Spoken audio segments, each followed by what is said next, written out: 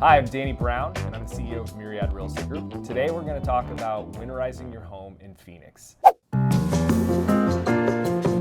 So this is pretty basic and should be pretty intuitive to most of us, and it works in the wintertime and the summertime. You want to keep the outside air out and the inside air in. So when it's wintertime, keep that cold air outside and the warm air inside.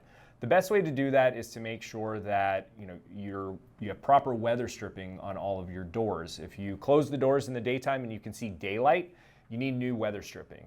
I would go around all your windows and door frames and make sure that everything is properly caulked so that you're not letting any of that air go back and forth. That is a super easy thing to do to make sure that you're keeping that air outside, the outside air out and the inside air in. Another thing you can do, and this is very common in the wintertime here, is take off your sunshades or your screens so that you can get that direct sunlight coming in through your windows to warm up the inside of your home. It's a very great trick. If you're planning on selling your home in the winter, we recommend that you do this as well because it lets in a lot more natural light, and at the same time will keep your home warmer.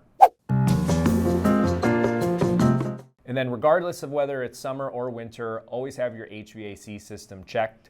Here in Phoenix, we do use our HVAC systems to heat our homes. It's either through using gas or running a heat pump. We don't have furnaces here, so make sure that you are having your HVAC system looked at both as an air conditioner headed into the summertime, but as a heater headed into the wintertime. The best thing that you can do for energy efficiency, whether it's winter or summer for your home, is make sure that you have proper attic insulation. So attics here get extremely hot and extremely cold. And if you don't have proper insulation on your ceiling, that heat or that cold will get into your home. So before you go out and replace your windows, which is very, very expensive, if you've got an older home that has single pane and you want to upgrade to dual pane, make sure that you have proper insulation in your attic first, because that is a very cheap and effective way to massively impact the energy efficiency of your home and make sure that it's staying warm in the winter and cool in the summer. So a lot of the older homes in Phoenix built prior to the 1990s have wood-burning fireplaces. So if you have a wood-burning fireplace, you want to make sure that that is clean, because a lot of minerals and debris can build up inside your fireplace, which causes a lot of problems. So you want to make sure that that is properly cleaned and sealed so that you're not letting any of the bad air come into your house. Another thing you want to do is if your home has gutters on it, and you want to make sure that that's cleaned out, because what will end up happening is moisture will build up on your roof, and that moisture, as it gets warmer, will start to run into your gutters, and if there's a lot of debris in there, that water has nowhere to go and it will build up, and then if we have another freeze, it starts to freeze within those gutters and can start to cause damage. So you want to make sure that your rain gutters are clean of that debris so that the water can properly flow out. And finally, let's talk about how to protect your pipes. If you've got this happened to me 2 winters ago, if you have a solar hot water heater or a solar heater for your swimming pool where you have water pipes that run on your roof, you want to make sure that those are properly drained.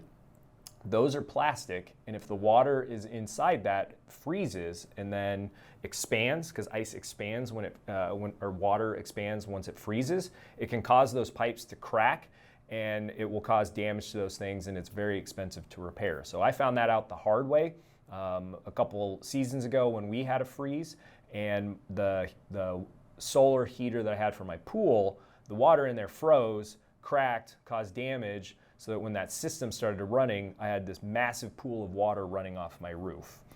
To piggyback off that, if you're in an older home and they have replumbed it, meaning that they're no longer using the plumbing that was underneath the house because it was galvanized or just cast iron or older materials, a lot of times they'll run copper lines or PEX lines through the attic. You also want to make sure that you drain the water out of that. I had an instance, and this was many years ago when I was doing bank-owned properties, where we had a freeze and the house, they had replumbed it and run copper lines all through the attic. Well, the water in those copper lines froze and expanded, caused the copper lines to burst, and then when the water started running, it poured into the attic, causing the ceiling to cave in, water to flood out the front of the house, and it just caused tens of thousands of dollars worth of damage and mold mitigation, and was just a nightmare. So if you're in an older home where they have replumbed it, you want to make sure that those pipes are drained when we do have freezes, so pay attention to the weather reports. And everybody's water lines are also on the outside of our house, right? They come up out of the ground and then into the side of your home. It is a good idea to either wrap those in towels. Home Depot, Lowe's, Ace, any of the hardware stores sell foam that you can wrap around those pipes. So you want to make sure that those are insulated too, because even those little pipes can burst and cause you problems. So you want to make sure all of your piping is properly protected if we have a freeze. So if you have any questions on winterizing your home here in Phoenix, definitely let me know. Thank you so much for tuning in. Make sure to give this video a like and please subscribe, and we'll see you in the next one.